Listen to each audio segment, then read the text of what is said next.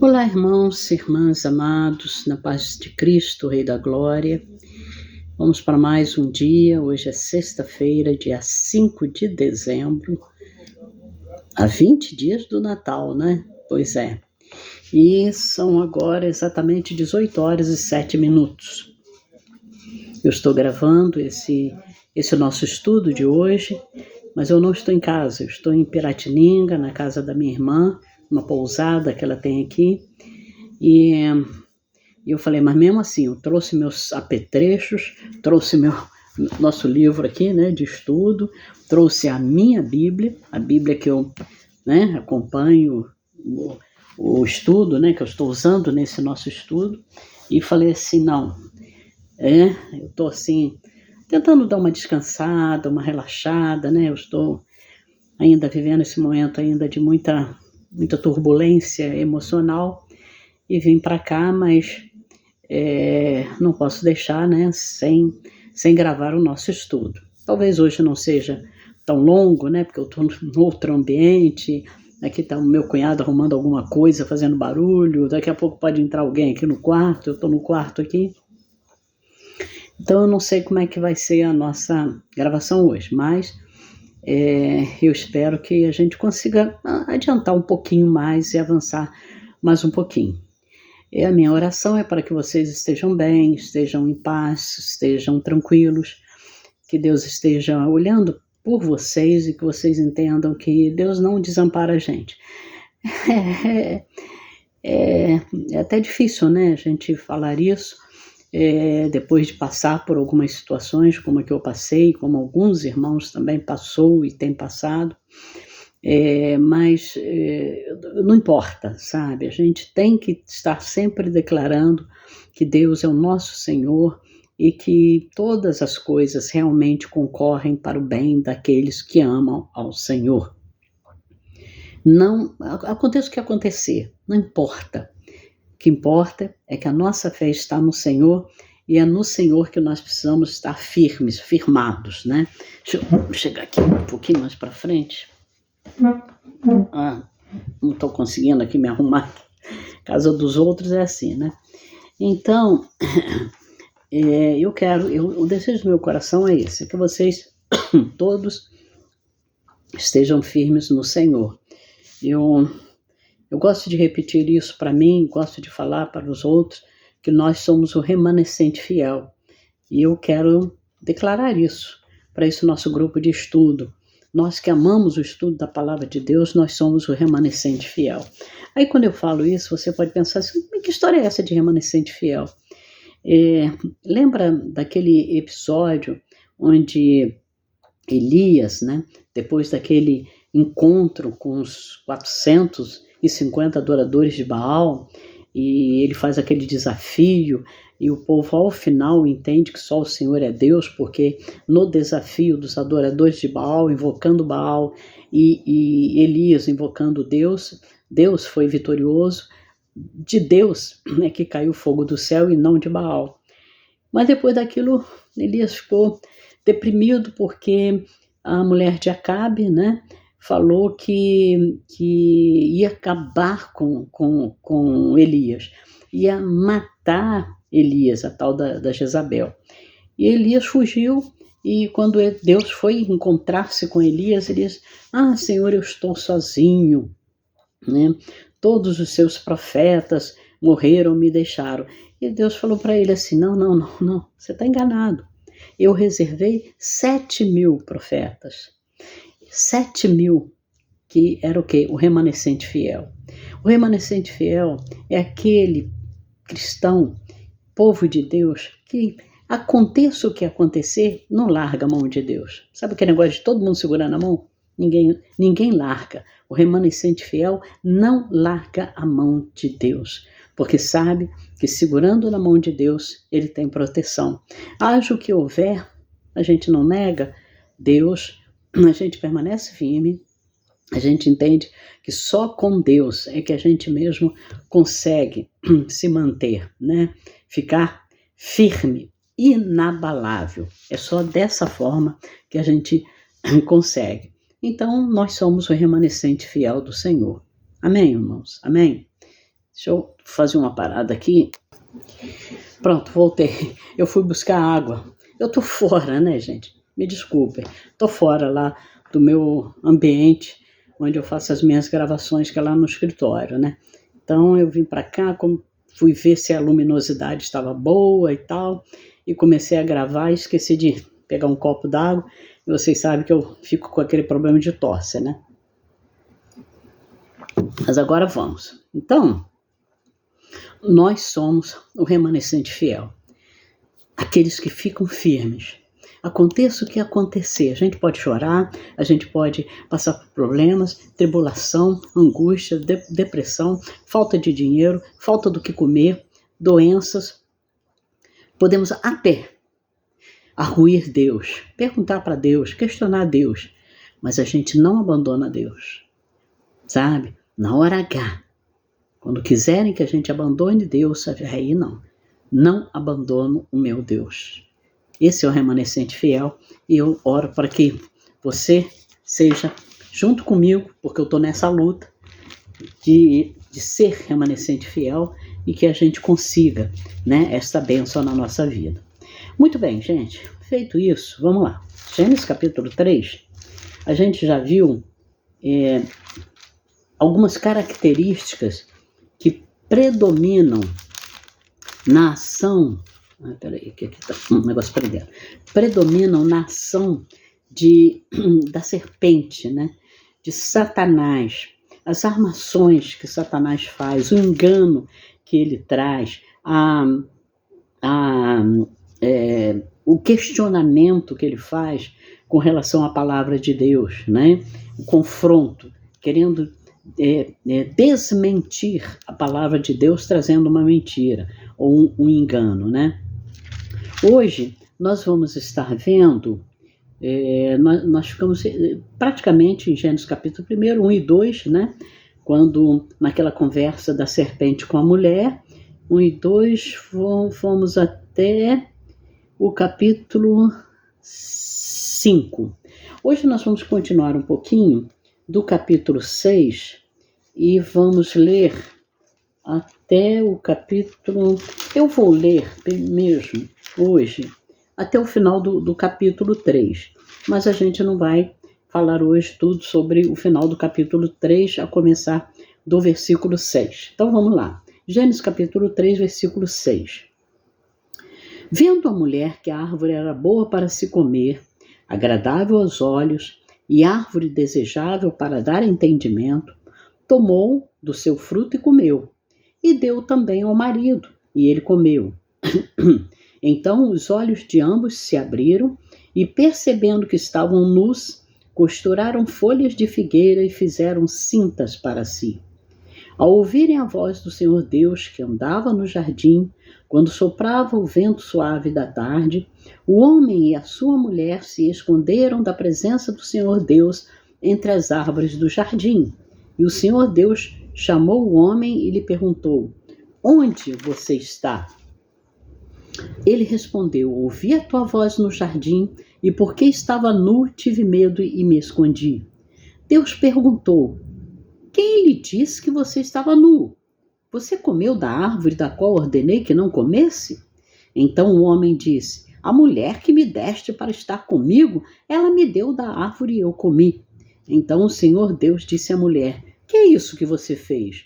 A mulher respondeu: a serpente me enganou e eu comi. Então o Senhor Deus disse à serpente: por causa do que você fez, você é maldita entre todos os animais domésticos e entre todos os animais selvagens. Você rastejará sobre o seu ventre e comerá pó todos os dias da sua vida. Porém, inimizade entre você e a mulher, entre a sua descendência e o descendente dela. Este lhe ferirá a cabeça e você lhe ferirá o calcanhar. E à mulher, ele disse: aumentarei em muito os seus sofrimentos na gravidez. Com dor você terá à luz filhos. O seu desejo será para o seu marido e ele a governará. E a Adão disse: por ter dado ouvidos à voz de sua mulher e comido da árvore que eu havia ordenado que não comesse, Maldita é a terra por sua causa. Em fadigas você obterá dela o sustento durante os dias da sua vida. Ela produzirá também espinhos e ervas daninhas, e você comerá a erva do campo. No suor do seu rosto você comerá o seu pão, até que volte à terra, pois dela você foi formado, porque você é pó e ao pó voltará. E o homem deu à sua mulher o nome de Eva, por ser a mãe de todos os seres humanos. O Senhor Deus fez roupas de peles com as quais vestiu Adão e sua mulher. Então o Senhor Deus disse: Eis que o homem se tornou como um de nós, conhecedor do bem e do mal. É preciso impedir que estenda a mão, tome também da árvore da vida, coma e viva eternamente. Por isso o Senhor Deus o lançou fora do jardim do Éden para cultivar a terra da qual havia sido tomado. E depois de lançar fora o homem, Deus colocou querubins a leste do jardim do Éden e uma espada flamejante que se movia em todas as direções para guardar o caminho da árvore da vida. Muito bem. Com isso aqui nós encerramos a leitura do capítulo 3 de Gênesis. Então, nós já tínhamos visto na conversa que foi, assim, vamos dizer assim, o ponto central do capítulo 3 foi a conversa da serpente com Eva, né? Aqueles enganos todos e tudo mais. E depois, enganada, Eva engana Adão, não é isso? Leva Adão a pecar. A grande pergunta é: Eva enganou Adão? Outra pergunta: a serpente enganou Eva? E aí, em razão disso, Eva enganou Adão? Essa é a grande questão que a gente tem aqui. Nós vamos estar vendo a tragédia. A tragédia que aconteceu por causa desse desvio de conduta no Éden. Estava tudo indo muito bem até que aconteceu isto. São os versículos 6 e 7, principalmente, que nós vamos estar vendo hoje, começando hoje. 6 diz assim: vendo a mulher que a árvore era boa para se comer, agradável aos olhos e árvore desejável para dar entendimento, tomou do seu fruto e comeu, e deu também ao marido, e ele comeu. Então os olhos de ambos se abriram, e percebendo que estavam nus, costuraram folhas de figueira e fizeram cintas para si. Esse é o texto, tá? Que a gente vai estar vendo hoje. A primeira coisa que a gente precisa analisar aqui, gente, que é um problema na nossa vida, é a necessidade que nós temos de crer em algo, tá? E isso é uma coisa que todo o ser humano ele tem. Há em nós, aí eu vou falar de nós brasileiros. Nós brasileiros, por que nós somos muito místicos? O que é misticismo? Misticismo é acreditar em qualquer coisa, é seguir qualquer coisa, é achar que isso é de Deus, e aquilo também é, e não sei o quê. Isso está ligado ao misticismo, tá? Então, por que nós somos assim, tão místicos, tá? Por causa exatamente dessa necessidade que nós, como seres humanos, temos de crer.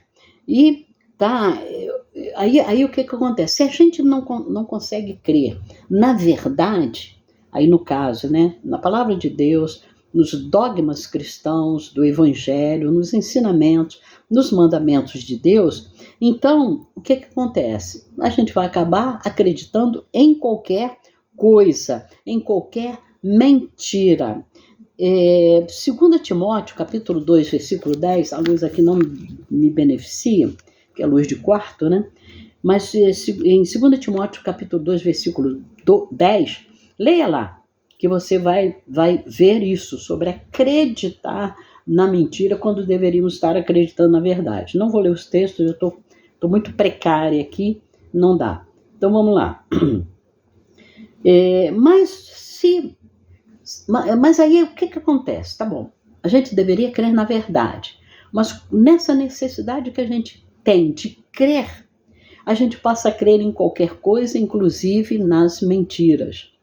Se a gente crê indeterminadamente, o que acontece? Crendo na mentira, se cremos na verdade, está tudo bem. Mas se a gente crer em mentiras, tá?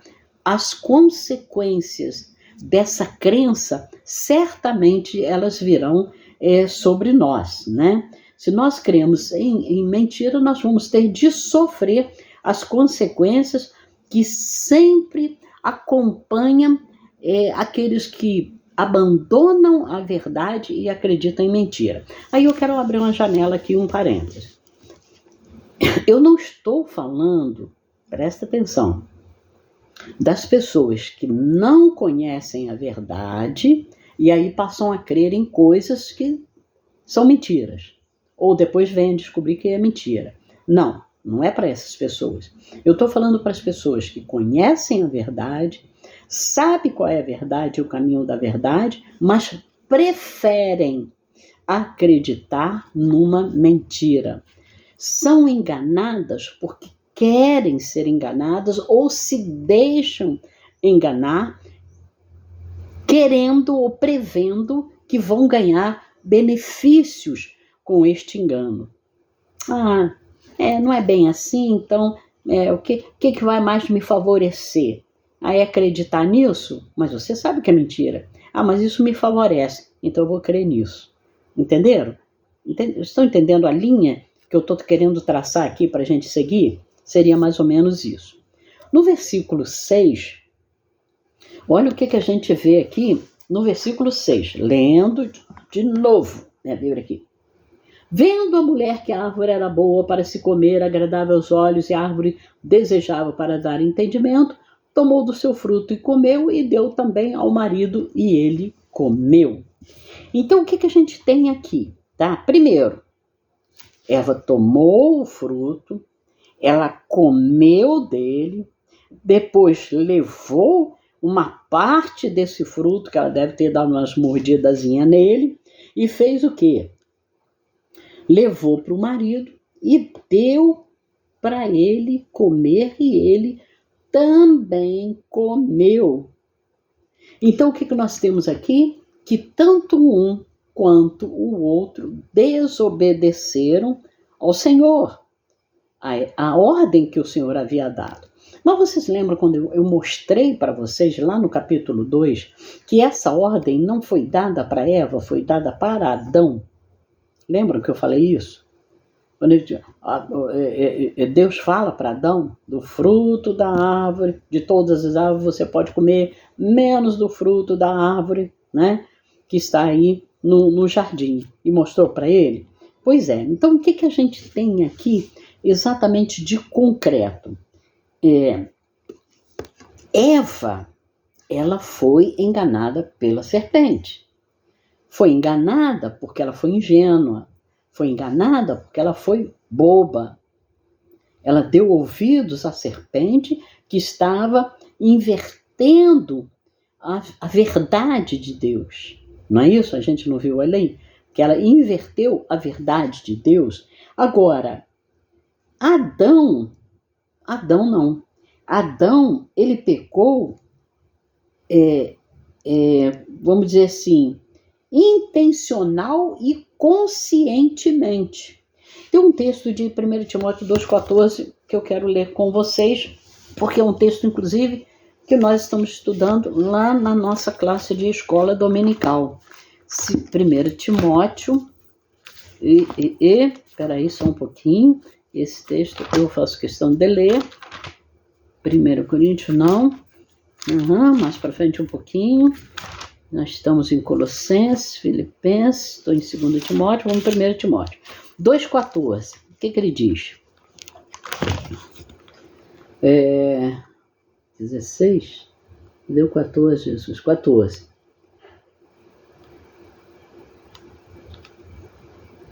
Relembre a todos essas coisas.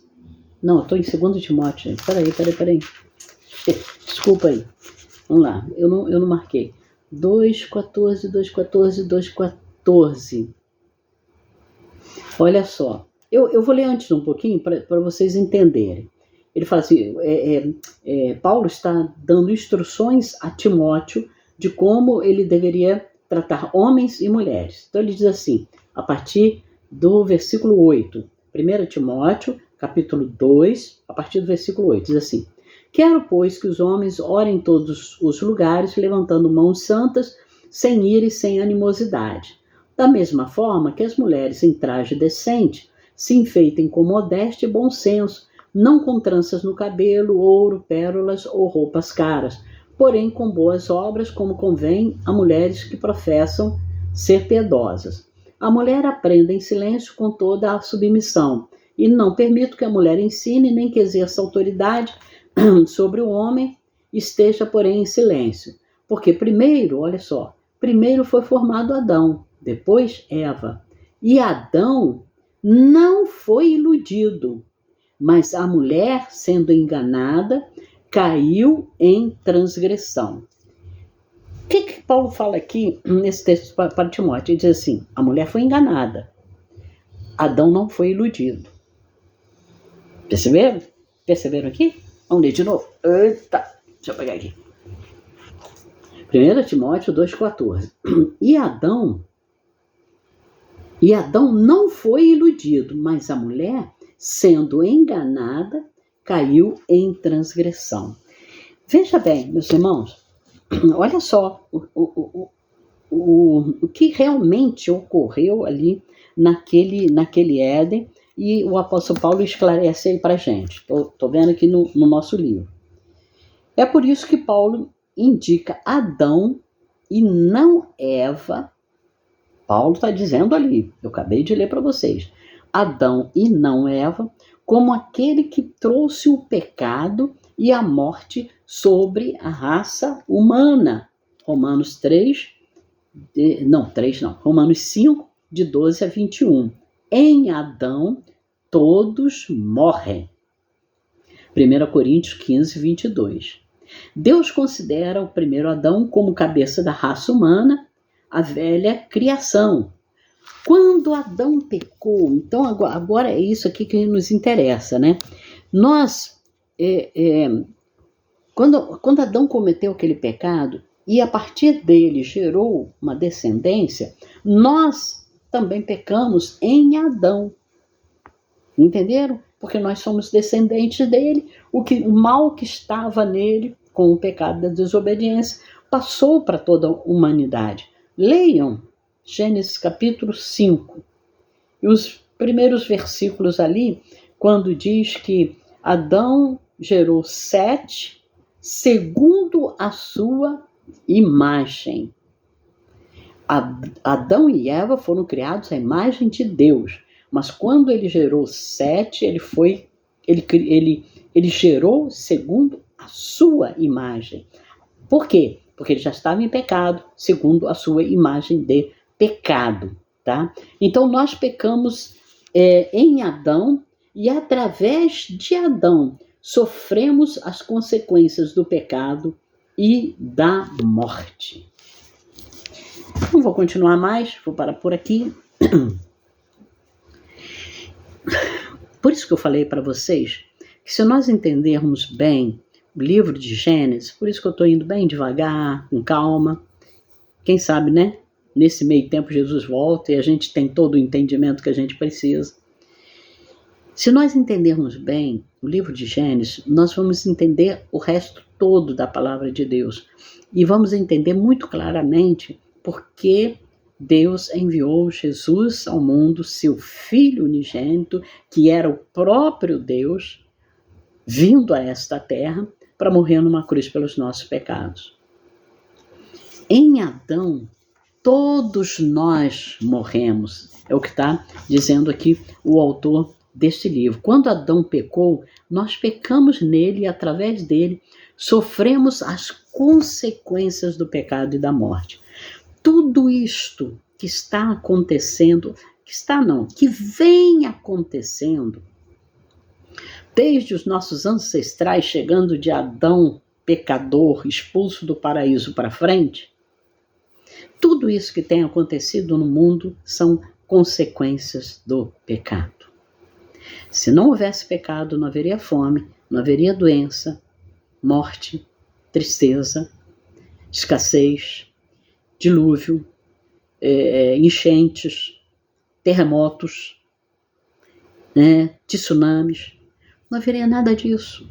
Tudo isso são consequências do pecado de Adão. Mas ficou nisso? Não ficou. Por quê? Porque Deus providenciou salvação. Deus providenciou uma forma, um jeito de fazer com que essa criatura que ele fez e gostou de ter feito e achou que estava bom e tudo que ele havia preparado para essa criatura, ele falou, está muito bom. Deus então resolve salvar, mudar esse destino trágico pela consequência do pecado de Adão. Deus muda, porque senão toda a raça humana pereceria, seria extinta. Todos seriam extintos e jogados no lago de fogo e enxofre. Mas nem todos vão para o lago de fogo e enxofre. Quem não vai para o lago de fogo e enxofre? Os que acreditam na verdade e não na mentira. Tá? Qual é a verdade? É que Jesus Cristo veio ao mundo para que todo aquele que nele crer não pereça, mas tenha a vida eterna. Tá?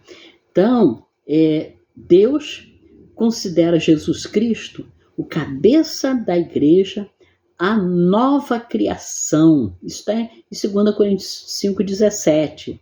E por intermédio do seu ato justo de obediência, ao morrer na cruz, temos justiça e vida. Sem dúvida, a morte e o pecado reinam no mundo, mas a graça e a justiça também, por meio de Cristo Jesus. Por que Jesus teve que mandar? Jesus não. Deus teve que mandar Jesus. Exatamente para fazer o inverso do que fez Adão e Eva. Adão especialmente. Adão. Eva foi enganada, mas Adão não. Adão sabia. Deus falou para ele, se comer, vai morrer. Estão entendendo? Se comer, vai morrer. E ele pega o fruto da mão de Eva e come, ele sabia o que ele estava fazendo. Ele não foi enganado. Ele foi para a morte, né? Ele foi para a morte como se ele viveu 900 anos. Morte espiritual, né? Foi para a morte por causa da sua consciência de que o que ele estava fazendo desagradaria a Deus. Aí Deus faz o inverso, manda Jesus, que por consciência morre na cruz, sabendo que estava agradando a Deus. Jesus veio fazer o inverso do que Adão fez. Para quê? Fazendo o inverso do que Adão fez, reverter aquele processo de morte que passou a existir com Adão. Estão entendendo? Aí daí para frente você consegue, já começa a entender melhor a palavra de Deus. Já começa a entender melhor a Bíblia. A necessidade de salvação. Tá? Precisava de alguém, por isso que Paulo fala muito isso, né? Fala no primeiro Adão, que é o do Éden que fez essa coisa vergonhosa, e no segundo Adão, que é Cristo. Tá vendo? Os dois são primícias. Uma do pecado, que veio, mas desobedeceu conscientemente. O outro, né, da justiça de Deus, que conscientemente também aceitou o sacrifício de morrer numa cruz para inverter tudo aquilo que foi feito no Éden. Amém, meus irmãos? Vamos parar por aqui, né? É o máximo que eu consigo fazer aqui com poucos recursos, porque quando eu estou lá no escritório, hoje eu estou falando com vocês, estou entrando no computador, estou vendo o significado de uma palavra, estou vendo mais alguma coisa, e aqui eu estou bem resumida, né? Mas semana que vem, se Deus quiser, a gente continua nisso, tá bom? Eu quero ir eu quero continuar até o final de dezembro. Janeiro a gente dá uma pausazinha. Eu sei que vocês gostam de viajar, eu também vou querer descansar um pouco. Depois a gente volta em fevereiro. Mas eu quero terminar o capítulo 3 até o final de dezembro. Porque o capítulo 3 é o capítulo, assim, muito, eu não vou dizer que é o mais, mas é um capítulo muito importante da Bíblia, tá? Para nós entendermos e não ficarmos julgando Deus quando a gente passa pelos apertos da nossa vida, pelas depressões, pelas enfermidades, pelas perdas que doem muito no nosso coração, né? Então, para a gente poder entender tudo isso. Fiquem com Deus, que Deus abençoe vocês, que a paz de Cristo, Rei da Glória, esteja sobre vocês. É assim que eu os abençoo hoje, em nome de Jesus.